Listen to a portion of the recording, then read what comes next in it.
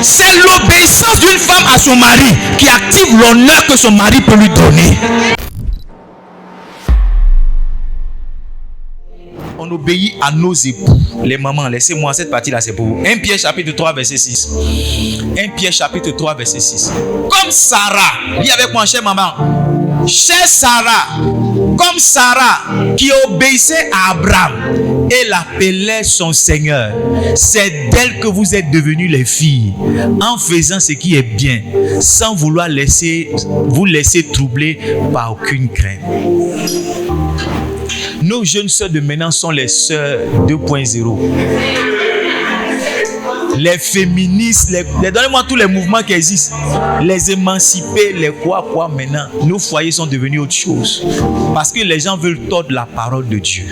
Maman, moi, c'est pas moi qui écris la Bible. Un foyer dans lequel maman n'obéit pas à son mari, c'est toujours chaud.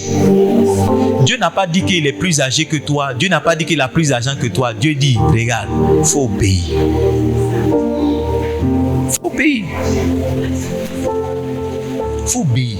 Je vous dis quelque chose qui est une séduction pour beaucoup d'entre vous. Vous partez chercher Dieu alors que vous avez insulté votre mari. Il y en a, mais vous partez en retraite. Vous partez en retraite 3 jours, vous payez billet d'avion, vous partez voyager alors que votre mari là, vous l'avez insulté. Vous êtes en train de gaspiller votre argent. Parce que Dieu ne répond pas à ces prières-là.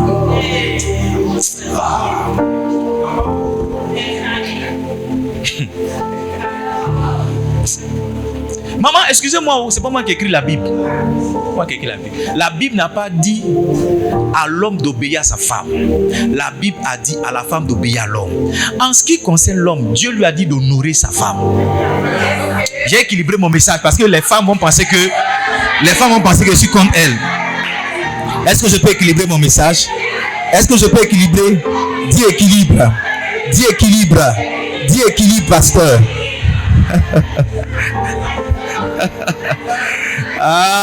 Est-ce qu'il y a des femmes dans cette église?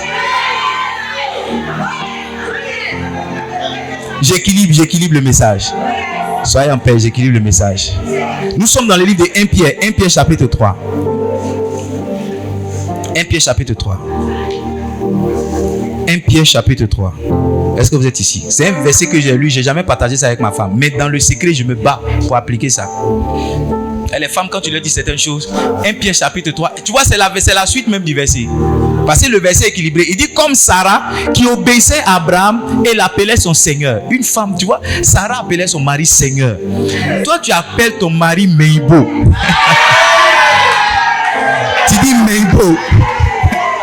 Tu dis Abel.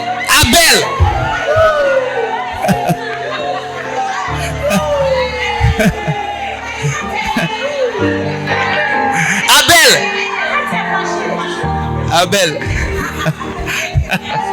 Sarah appelait son mari Seigneur. Toi, tu appelles ton mari Nobel. Souvent, tu l'appelles par son nom. Tu vois, parce que nous tous là, nos parents nous ont donné. Moi, mon nom du village, c'est Loba. Tu vois, tu dis Loba. Kwaku. Sarah, elle appelait son mari mon Seigneur. Mon Seigneur. Il dit, elle appelait son mari mon Seigneur. C'est d'elle que vous êtes devenues les filles, en faisant ce qui est bien, sans vouloir vous laisser troubler par aucune crainte. Verset 7, la Bible va équilibrer maintenant. Est-ce qu'on peut lire les hommes? Est-ce qu'on peut lire? Les hommes, est-ce qu'on peut lire? Marie, montez à votre tour. Ça veut dire qu'il a parlé pour une première fois pour la femme. Maintenant, il va parler pour l'homme. Je sens que s'il n'est pas équilibré, c'est pas bon. Il y a peut-être des femmes dans cette église. Marie, montrez à votre tour de la sagesse dans vos rapports avec vos femmes, comme à un sexe plus faible. Il dit maintenant, honorez-les. Pour la femme, il a demandé l'obéissance. Pour l'homme, il a demandé l'honneur. Maintenant, regardez, pour la femme même là, il a mis une condition. Il dit, comme devant aussi hériter avec vous de la grâce de Dieu. Qu'il en soit ainsi, afin que rien ne vienne faire obstacle à vos prières. Ça veut dire, un homme qui ne prend pas soin de sa femme peut prier, il ne sera pas exaucé.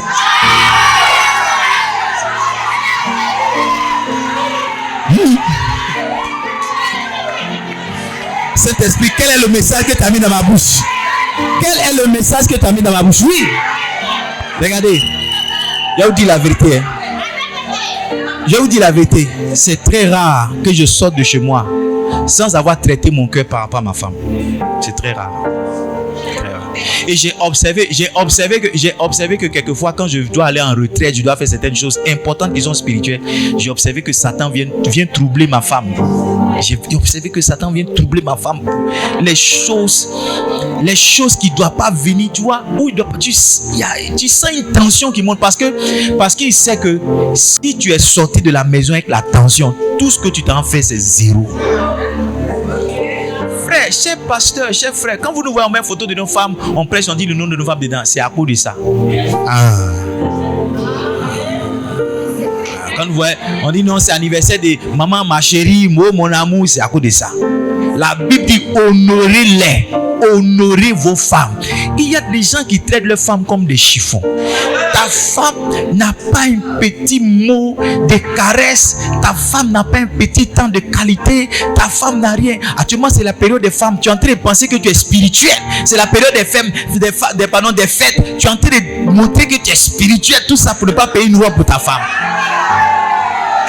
Non, ça c'est Chanel. Non, ça c'est... Écoutez, moi on va commencer à jeûner à partir de lundi prochain. Mais ça ne va pas m'empêcher de payer quelque chose pour mon épouse. Parce que j'ai observé que la période des fêtes, c'est une période de grande attente pour les femmes et pour les enfants. Et la femme s'attend à quelque chose. Donc, il ne faut pas venir dire non, le pasteur a dit on a mis 7 jours de jeûne. Il ne faut pas prendre mon message et mon nom pour aller gâter la maison là. Pour dire non, papa nous a mis en jeûne. Si papa de la case jeûner en Noël même, c'est que ce n'est pas un frère. C'est la fête. Trouve une robe pour ta femme. Elle va porter le 31 pour venir. Donne-lui 1 000 francs, elle va faire ses vernis. Donne-lui 1 000 francs, si elle met un fossile, elle va mettre un fossile. Donne-lui une force spirituelle. Donne-lui les choses. Écoute-moi, moi je te dis, est-ce que je peux vous ouvrir mon cœur?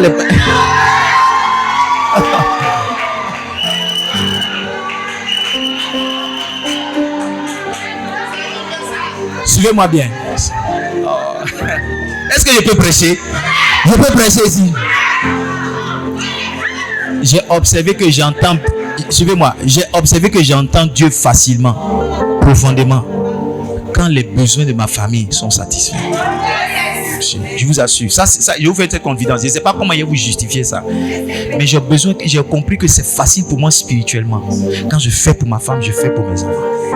Je ne fais pas beaucoup, mais le peu que Dieu me donne me permet de faire. Quand je fais, je sens que... C'est-à-dire, leur merci même, c'est une bénédiction. Leur merci même, c'est une prière. Je sens que l'atmosphère est dégagée. Je sens. Dieu m'a fait réfléchir cette semaine et je vais partager ma réflexion avec vous. J'ai observé par exemple qu'il y a certains hommes, suivez-moi très bien, il y a certains hommes, c'est quand ils deviennent grands-pères qu'ils font avec leurs petits-fils ce qu'ils auraient dû faire avec leurs enfants. Donc par exemple, il dort avec son petit-fils dans la chambre, mais quand son enfant voulait dormir, il le chassait. Par exemple, il accompagne son petit-fils à la maternelle.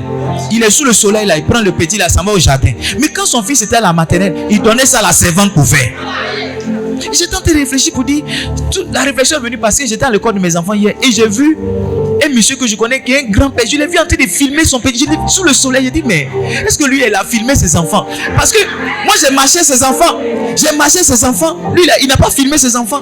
Maintenant, c'est son petit-fils. Sous le soleil, il ne pense pas qu'il a plus de 60 ans, il va tomber malade. Il ne pense pas à ça. Un homme de Dieu a rendu le témoignage, suivez-moi bien. Il dit qu'il était dans la piscine et ses petits-enfants en train de sauter. Et pendant qu'il sautait, ses petits-enfants, le Saint-Esprit lui a dit, c'est ce que tu aurais dû faire tes enfants pour les garder. Tu n'as pas fait ça.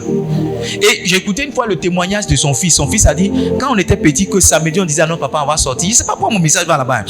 Il dit, quand on partait dire à notre papa qu'on va sortir, il disait non, il y a un combat spirituel dans lequel je dois rentrer. Maintenant, il est toujours pasteur, mais il n'y a plus combat spirituel pour ses petits-enfants. Dieu m'a dit ceci, il y a des hommes qui sont bons avec les enfants de leurs femmes. C'est-à-dire, Pasteur Diane et moi on se rencontre, elle a 2 enfants, moi j'ai 2 enfants. Mais les enfants que Pasteur Diane envoie, c'est la Noël, je paie des choses pour eux. Mais moi les enfants que j'ai eus avec une autre femme sont dans la fin là-bas. Non, je sais qu'ils sont en train de dire ça. Je ne suis pas en train d'inventer. Hein. Je ne suis pas en train d'inventer. J'en ai vu. Donc, l'enfant, suivez-moi bien, les enfants que la dame a ramenés dans le foyer, moi qui ne suis pas le père, j'en prends soin totalement, du début de la tête jusqu'aux orteils. Maintenant, ceux que j'ai eu qui sont restés avec leur maman quelque part, j'envoie 10 000 francs pour qu'ils mangent dedans, pour qu'ils payent coca dedans, pour qu'ils s'habillent dedans, pour qu'ils payent le loyer dedans, pour qu'ils sortent la scolarité dedans. J'étais en train de réfléchir sur ça. J'étais en train de réfléchir avec ceux qui sont bons dehors, avec les enfants qui ne sont même pas les enfants, alors que leurs propres enfants sont dehors, sont dans la maison, en train de chercher un pecto pour manger. Suivez-moi bien. Vous voyez certaines personnes dans leur âge adulte, dans leur vieillesse, il n'y a personne pour les soulever. Et vous les voyez, elles font popo sur elles, elles font pipi sur elles. Il n'y a personne pour les aider. Ce sont des inconnus quelquefois. Écoutez, rien n'arrive à un homme. Beaucoup de choses qui nous arrivent, ce sont des moissons, des semences qu'on a placées à un moment. C'est pourquoi s'il y a un homme ici qui a ce genre d'esprit-là, il faut corriger. Il faut corriger. Il y a des choses qu'on fait par responsabilité, pas par amour. Et puis un enfant ne peut pas être la victime de la division que tu as eue avec sa maman. Non, un enfant ne peut pas payer le prix d'un mariage qui n'a pas réussi. Frère, j'ai appris avec mon père spirituel, avec mon propre papa, que tant que mes enfants ne sont pas habillés, je ne m'habille pas.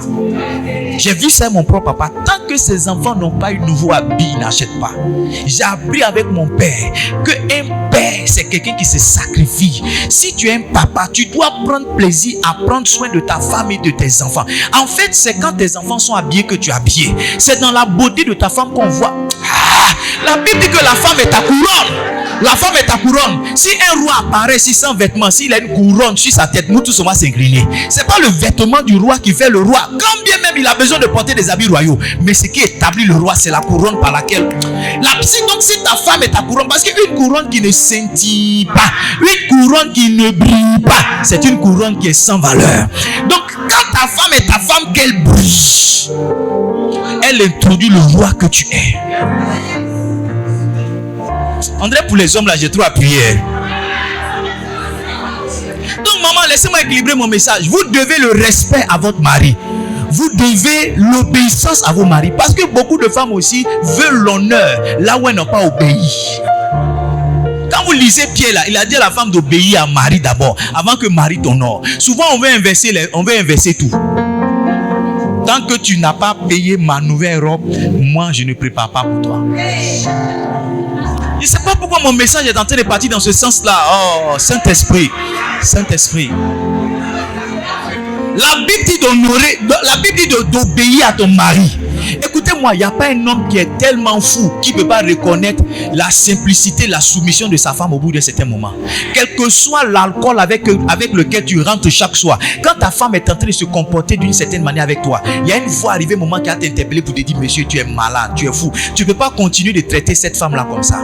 Et puis il y a une résolution qui naît dans ton cœur, qui est telle que, madame, à partir d'aujourd'hui, même tu peux le dire, tu peux ne pas le dire, mais à partir de certains moments, ton comportement commence à changer. Maman, la Bible dit, la meilleure manière de garder son homme, la rébellion d'une femme vis-à-vis d'un homme, ça ne fait qu'empirer la situation, ça ne résout rien. Quand ton mari est en train de crier, la seule chose que tu dois faire, excuse-moi, je ne reproduirai plus. Et chaque fois que ton mari va observer ça, lui-même, il va augmenter ton argent sans que tu ne fasses un effort. Tu vas voir que le comportement de cet homme, il y a beaucoup d'infidélité qui arrive parce qu'il y a le feu dans la maison. Il y a beaucoup d'infidélité qui arrive parce qu'il y a des femmes qui veulent porter la culotte. Il y a beaucoup d'infidélité qui arrive parce qu'il y a des femmes qui ne connaissent pas leur place. C'est l'obéissance d'une femme à son mari qui active l'honneur que son mari peut lui donner. J'ai dit quoi? C'est l'obéissance d'une femme à son mari qui active l'honneur que son mari peut lui donner. La Bible dit que la femme sage, parce que c'est pas ça, c'est celle-là qui sera célébrée. Si tu n'es pas sage pour être obéi, tu ne seras pas célébré. Les jeunes filles qui sont là maintenant, qui sautent, non. Moi, garçon, ne me parle pas comme ça. Moi, vous attrapez.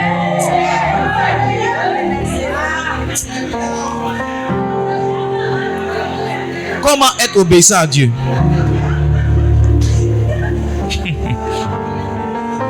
Aide-moi à dire à ton voisin, c'est honneur ou bien c'est obéissance? Parce que c'est obéissance pour les femmes, honneur pour les hommes. Demande à quelqu'un à côté de toi, c'est honneur ou c'est obéissance. Alors si y a une femme à côté de toi, appelle-la obéissance. Si y a un homme, appelle-le honneur.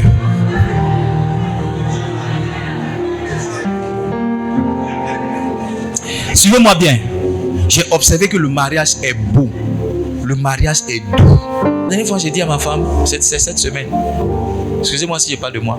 J'ai dit à ma femme, j'ai remarqué que tu as fait un effort de t'habiller comme j'aime. Je lui ai dit ça. Je lui ai dit, oui. Je lui ai dit, j'ai remarqué. J'ai dit, j'ai remarqué que tu as fait un effort, que ces temps-ci là. Parce qu'il n'y a pas un homme qui ne voit pas ce que sa femme fait. J'ai remarqué, ça me touche. Ça me touche. Ça me touche. Et Dieu seul sait combien je suis en train de me battre, combien je suis en train de calculer pour que ma femme soit honorée. Oui, tout simplement.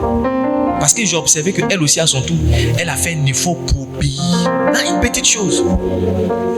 Ton mari peut dire non, comme je l'ai dit, j'ai dit, je ne veux plus dormir sur les draps jaunes, verts, je veux draps blancs. Tu vois? Et toi, ton mari dit, veut dormir sur drap blanc. Tu mets drap blanc un jour, deuxième jour, tu mets drap bleu. Regarde, il ne va pas parler parce qu'il veut la paix, il va dormir dedans. Mais il y a un niveau d'honneur qu'il ne va pas te donner. Et pour toi, maintenant regarde, suivez-moi bien. Pour toi, comme il n'a pas parlé, ça veut dire qu'il a accepté. Alors que c'est faux. Beaucoup de femmes veulent contraindre leur mari à accepter ce qu'ils ne veulent pas. Moi, tu peux me faire accepter la malpropreté. Il ne peut pas accepter ça. Donc, je peux dormir avec les toits d'araignée. Mais ça ne veut pas dire que j'ai accepté de dormir dans les toits d'araignée. Mais il y a un niveau d'honneur que tu n'auras pas. Donc les rébellions dans le foyer, non. Je vous dis, une femme peut amener son mari à lui donner tout. Une femme peut amener son mari à lui donner tout. Tout, si elle sait se rendre obéissante et soumise. La soumission là, c'est pas un piège pour vous aliéner, pour faire de vous des esclaves. Non. La soumission, c'est la véritable clé pour tenir votre mari. Allez-y interroger un peu celles qui sont avec votre mari. Allez-y voir. Vous allez voir en réalité qu'il y a des caractères qu'elle a développés. C'est pas parce qu'elle est comme ça. Elle sait comment ça marche. Elle sait comment on prend. Toi, tu ne sais pas comment on prend lui. Elle sait comment on prend. C'est pourquoi quand on paye son salaire, il va chez elle d'abord avant de venir chez toi. Parce qu'elle sait comment on prend. Elle ne force pas. Ce n'est pas toutes les femmes qui prennent les hommes à un médicament. Hein. En fait, le médicament là, c'est l'obéissance. Comment? Toi, tu vois que tu l'appelles Abel, elle l'appelle Bello. Tu vois? Regarde, quand ton mari vient, tu es entré dans Novelas, tu as attaché un pagne, c'est ici. Et puis pendant qu'il est en train de sonner, lui il entend ta voix dans la maison. Hé, allez ouvrir mon papa, c'est mon papa. Et quand il vient, suis-moi bien, quand il rentre dans la maison, tu es en train de manger arachide, tu as mis un truc comme ça, Novelas, tu as mis 2 ventilateurs sur toi, tu fais vron.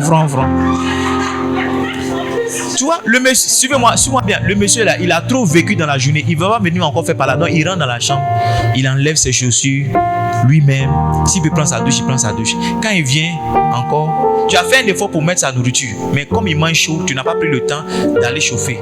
Et il va te faire remarquer que sa nourriture, il a besoin que ça soit chauffé. Tu ne vas pas te lever pour l'honorer, hein. Tu vas envoyer ta première fille pour dire, Noto, va chauffer sauce de ton papa là, tu es où là?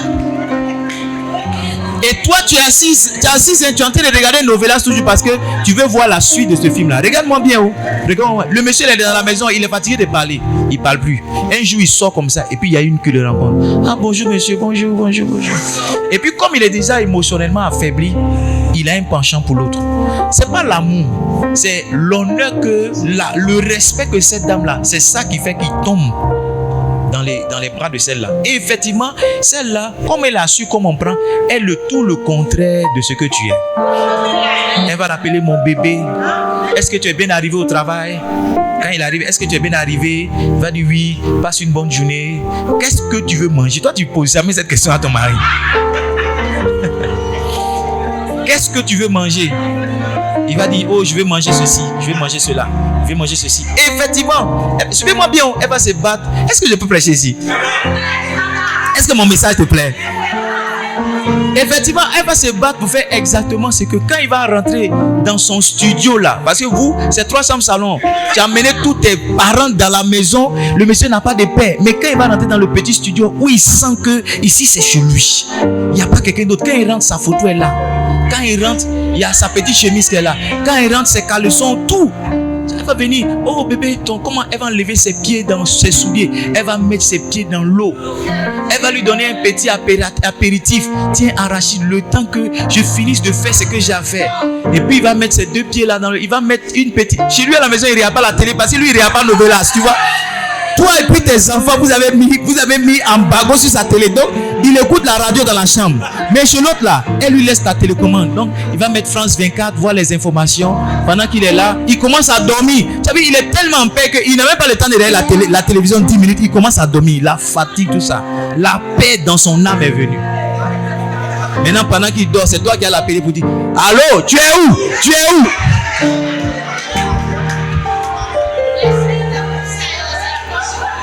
Tu es où? Tu es où? Et il va finir de faire tout ce qu'il va faire. Quand il va rentrer, quand il va rentrer chez lui à la maison, il va envoyer un message à l'autre pour dire: oh, j'ai passé un bon moment avec toi. Maintenant, il est venu dans la jungle. Il y a un neveu, suivez-moi bien, il y a un neveu qui a fait popo dans la douche, il n'a pas tiré l'eau là-bas. Il y a une nièce qui a mangé riz sur la terrasse, elle n'a pas essuyé. Il y a un autre neveu, on dit il est parti à l'école, il n'est pas encore rentré. Le monsieur est là, il est mélangé. Suivez-moi, oh. Suivez-moi bien. Ce que j'ai en train de vous dire là, c'est des choses que j'ai observées. C'est des choses que j'ai vues dans la vie. C'est des choses que j'ai notées. C'est des choses aussi que j'ai essayé dans ma propre maison, ça a marché. Maman, on peut avoir un mariage doux, un mariage merveilleux, si on sait obéir à son homme pour la femme et honorer sa femme pour l'homme. Des temps va passer, il ne faut pas laisser ta femme. Peut-être qu'elle n'a pas commencé à t'obéir. Mais tu vois, toi aussi en tant qu'homme, tu peux prendre l'initiative de l'honorer malgré ce qu'elle fait. Tu vas voir que tu vas finir par la... Si, tu vas voir que tu vas finir par la gagner parce qu'elle n'est pas bête. Elle n'est pas bête. Tu vas finir par la gagner.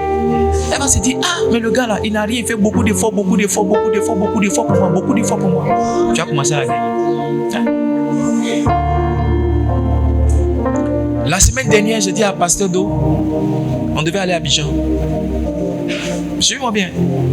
On devait aller à Abidjan. Ma femme, elle a sa bonne petite qui est malade. Depuis, elle me dit: on va la saluer. J'ai pris sur moi un vendredi de sacrifier ma journée d'accompagner ma femme. On est parti, on a une voiture bien climatisée, on est parti. On a fait premier funérailles. Le funérailles, je dis: bon, tiens. Avant qu'on ne fasse funérailles, on est passé, ma femme elle aime parfum, non? On est parti spécialement quelque part pour qu'elle attrape un parfum. Elle a attrapé ça. On est parti dans funérailles. Mon argent est calculé, oh. Parce que quand je parle comme ça, les gens pensent que j'en ai beaucoup. Mais dans mon calcul, je sais faire des sacrifices. J'ai dit, on est parti dans funérailles. Comme c'est sa bonne maman qui a perdu, elle dit: tiens, il faut faire Yako. Elle a fait Yako. On est parti encore chez sa bonne petite. J'ai pris mon temps pour faire tout ça. Puis on est parti, finalement, on est parti quelque part. On a eu d'autres choses encore causées. Mais ce que j'ai observé, c'est que quand on est rentré à la maison, ma femme avait le sourire, elle était heureuse, elle était, tu vois, c'est pas beaucoup de grands discours, tu vois. Mais en même temps, quand toi tu es un homme que tu as sémé ça là, tout ce que tu veux, on te donne.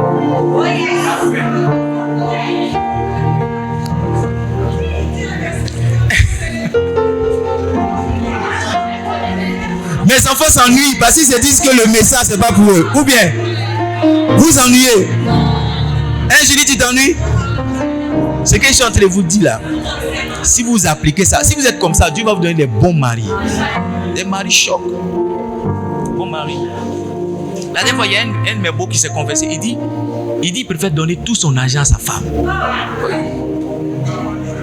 Un de mes beaux, il dit oui, il dit je préfère donner. Suivez-moi bien, suivez-moi. Maintenant il vient vous donner l'explication. Toi tu dis c'est un bon beau, hein. Maintenant il te donne l'explication. Il dit il a observé que quand lui-même il dépense son argent finit plus vite que lorsque c'est sa femme qui dépense. Parce que toi quand on dit non, il donne tout l'argent, tu vois que tu as payé ta chaussure, tu as payé ceci, tu vois. Ton esprit n'est pas bon. Parce qu'un homme n'est pas bête. Il dit il a observé que quand il a l'argent pour le mois, que c'est lui-même ça reste sur lui, ça n'arrive pas quelque part. Mais quand c'est sa femme gère mieux son argent. Aucun homme ne va donner son argent à sa femme s'il n'est pas sûr qu'elle gère mieux que lui, à moins qu'il ait été ensorcelé. Vous avez vu comme vous avez donné cam, non? Parce qu'il y a des semences qu'on fait pour moissonner certaines choses. Quand ta femme dort, que tu veux la toucher, elle dit elle n'a pas lu. Elle n'a pas palu, elle n'a pas mal à la tête. Il y a des choses que tu n'as pas fait. Parce que ce que tu veux faire là, elle peut avoir mal de tête et puis tu as fait, ça ne va pas la tuer. Mais quand elle dit non là, c'est parce que ce que tu dois faire, tu n'as pas fait. Est-ce qu'il y a menti les femmes? Donc il faut me demander maintenant, qu'est-ce qu'on fait pour ne pas avoir des noms? Au bureau, je t'ai dit. Je ne sais pas où mon message est parti. Je ne sais pas, je suis venu vous expliquer comment on est obéissant totalement.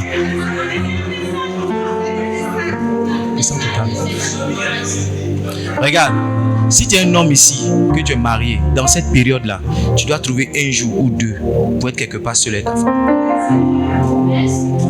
Maintenant, si ton mari n'a pas pensé à ça, toi tu peux penser à ça, lui montrer certaines choses. J'ai vu une vidéo, un monsieur, ils ont mis comment apprendre sa femme à être romantique. Suivez-moi bien. Et moi je l'ai fait. Il a payé ce qu'il aurait voulu avoir si sa femme sort. Ce qu'il aurait voulu avoir quand elle allait revenir. Il a acheté ça lui-même. Et donc quand sa femme a sonné à la porte, il a ouvert, il a donné ça à sa femme. Il a fermé la porte. Il dit sonne encore. Quand sa femme a sonné, il dit hey, c'est pour moi que tu as acheté ça. Oh merci. Alors que tu vois, il a joué un rôle pour montrer à sa femme que si elle rentre tous les jours avec quelque chose qu'il aime, voici la joie dans laquelle il sera. Moi, j'ai toujours voulu que on m'envoie petit déjeuner au lit. Quand je dors, j'ai toujours rêvé à ça. J'ai vu ça dans les films. Qui n'a jamais rêvé à ça? J'ai vu ça dans les films. Tu vois, dans les films, là, tu dors et puis on t'envoie un jus d'orange. Tu vois. Mais comme depuis ici marié, ça ne vient pas, ma fille. Tu sais ce qu'il a décidé de faire? À l'anniversaire de ma femme, moi-même, il est arrivé à 5 heures. J'ai fait petit déjeuner. J'ai fait œuf au plat. J'ai acheté du pain. J'ai mis tout ce que je voulais qu'on me donne. J'ai fait ça moi-même. Je suis allé dans la chambre pour dire oh, joyeux anniversaire. C'est une semence. J'ai montré. De toute façon, la go était contente. Je l'entendais dire à ses soeurs mon mari. Je dis ah. Est-ce que je presse ici? Est-ce que je presse ici? Je l'ai entendu dire oh mon mari, mais moi c'est pas gaou, c'est une semence. Maintenant j'ai observé qu'à mon tour aussi, pendant que je dormais, la chose est venue me trouver encore plus beau. Donc souvent regarde, souvent ce que ta femme doit faire pour toi, mais c'est que ton mari il connaît pas, elle connaît pas. Faut lui montrer. Il y a des gens qui sont nés au village, faut lui montrer. Est-ce que je presse ici? Faut lui montrer. Faut lui montrer, faut dire regarde, quand tu sors là, paye chips pour m'envoyer, j'aime les chips. Et le jour t'envoie un chips, faut pas dire ça, c'est quel chips ça? Faut prendre chips, tu dis oh mon mari a payé chips, moi faut mettre ça sur Facebook, tu mets ça partout, tu vas voir, il va dire hein, elle aime les chips. Et elle va commencer à t'envoyer cargo de chips chaque fois. Je pense que c'est ce que faut jouer là qui me fait prêcher comme ça. Amen. On va clôturer le message. Le mercredi, j'ai terminé le message. Moi, je crois, suivez-moi bien, je crois qu'on peut avoir un bon mariage. Je crois qu'on peut avoir... C'est pas qu'il n'y a pas de tension. C'est pas que quelquefois, on s'embrouille. On s'embrouille tout le temps. Mais on ne s'embrouille pas 30 jours sur 30. Non. On ne s'embrouille pas 30 jours. On est heureux. On est bien. On est trop bien. Ça se bâtit, ça se construit. Ça ne s'hérite pas. C'est intentionnellement. On fait un effort sur ça. Par exemple, une femme qui n'a pas grandi avec son père comme ma femme, elle aura du mal à être obéissante. C'est naturel. Elle n'a jamais connu l'autorité sur elle qui crie. Donc quand elle vient se marier comme ça, que quand tu commences à crier, elle n'a jamais connu ça. Tu vois, mais intentionnellement, elle peut travailler sur elle en écoutant ces gens de messages pour dire non, même si je n'ai pas appris dès mon enfance à répondre à une autorité, il faut que je le fasse pour garder mon mariage. Peut-être que tu es un homme, tout ce que tu as toujours vu, c'est que ta maman attachait un morceau de pain. Ton papa, il a l'argent, il s'habille, mais il n'a jamais honoré ta maman. Il ne faut pas croire que quand tu es un homme, tu ne dois pas prendre soin d'une femme. Non, peut-être que tu as grandi comme ça, mais intentionnellement, tu dois décider de changer, d'améliorer pour que ton mariage soit beau. Il n'y a pas un mariage pour lequel on prie, oh Seigneur, guéris ce mariage. Non, c'est intentionnellement que monsieur fait certaines choses, madame fait certaines choses. On fait des concessions, on travaille sur nous-mêmes. Et puis le mariage devient bon, la relation devient bien. Moi, je ne me suis pas marié pour divorcer. Hein. Non. C'est pas une option. Si c'est pas une option, parce que ça veut dire que je dois m'arranger pour que ça réussisse. Je n'ai qu'une seule option, c'est que ça réussisse. Donc, ce que je dois faire pour que ça marche, c'est ce que je fais. J'achète des livres, j'écoute des messages, je vais dans des conventions. Ce que j'écoute qui est bon là, j'essaie d'appliquer. Cette année à Egos, ma femme a fait quelque chose qui m'a marqué.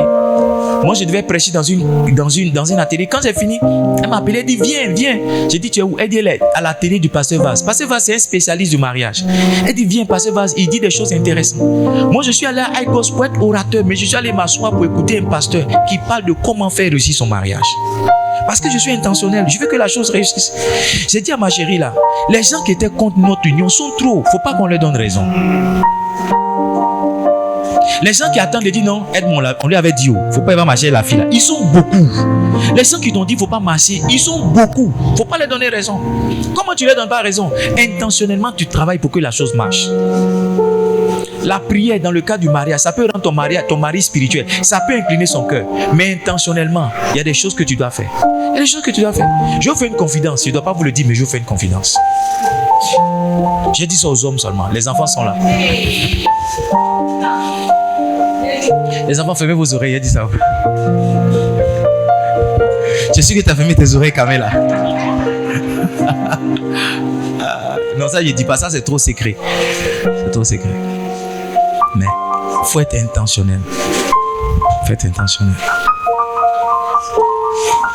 Je dis certaines choses, mais ça choque la culture. Certaines cultures africaines. Un monsieur, mon papa m'avait accompagné une fois avec un monsieur. Et il m'a dit en hébreu, Bielewu, c'est la kayome. Ça veut dire en français, une femme ne doit pas voir dans le trésor de son mari. C'est-à-dire, une femme ne doit pas connaître le secret. C'est le conseil que le monsieur qui a eu 5 enfants, avec 5 femmes différentes, c'est le conseil que lui me donne. J'ai dit, je comprends pourquoi tous mes amis là, chacun sa maman. Parce que ce conseil là, c'est un mauvais conseil. Si ta femme ne connaît pas tes trésors, ton héritage sera dilapidé. Et mieux, si ta femme connaît ton trésor, elle connaîtra tes limites financières. Parce que ta femme ne connaît pas ton trésor, que chaque fois elle t'envoie des factures bizarres, le jeu va savoir ce que tu gagnes. Elle-même, elle aura pitié de toi. Quand elle te demande les 10 000, ça ne finit pas. Toujours, tu fais la magie là. C'est parce que c'est dit qu'il y en a toujours. L'argent même que tu donnes à une femme quand vous sortez là, elle gère mieux que c'est quand toi tu payes. Parce qu'elle sait que si tu as tout mangé dans le restaurant là, quelqu'un n'a pas compris ce qu'elle a dit. Tu souhaites ta femme, tu dis non, ça va manger, tiens les 50 000 là, tu vas voir. Elle va dire ça, c'est quoi ça? Oui, monsieur, pourquoi c'est ça? Non, envoie une sucrerie pour 2. Elle va dire une sucrerie, oui, une sucrerie pour nous 2. Il y a un problème. Elle dit non. Elle dit envoie une bouteille d'eau pour nous 2. Mais si c'est toi qui payes, elle va dire non, il faut envoyer un coca, un yuki, un seul. Elle va payer 3 sucreries elle seule.